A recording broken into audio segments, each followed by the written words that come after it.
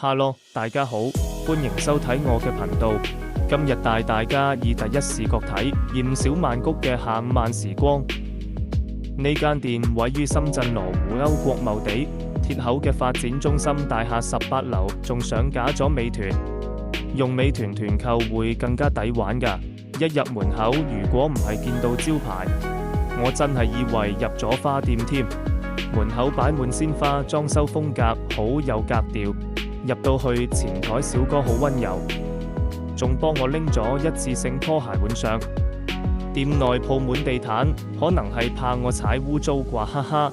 換好拖鞋後，我哋先洗腳做個足療。強烈推薦呢位技師師傅，手勢一流，仲生得幾有型，身材結實添。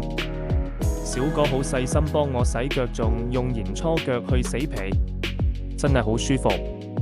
呢度係足療歐，可能而家下晝4點幾，大家仲未放工，店內人唔多。足療區燈光偏暗，感覺幾隱蔽。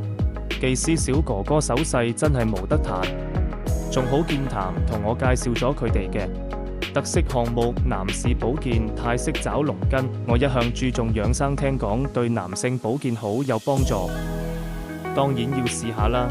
絕對唔係因為小哥哥靚仔先試㗎。入到房間裏面有2個床位，一個係 SPA 床，一個係泰式拉伸床，仲有個好大嘅窗。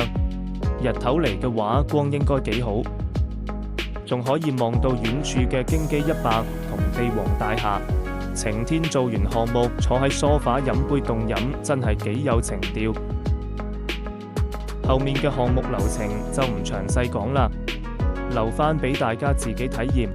總結一下，呢間店嘅技師全部都係男技師，手勢比女技師更有力，尤其係找龍筋項目。男師傅做嘅話，會更了解男性需求，感覺更加舒服。唔知各位靚仔點睇呢？今日嘅影片就到呢度啦。第一次拍片，仲請大家多多包涵。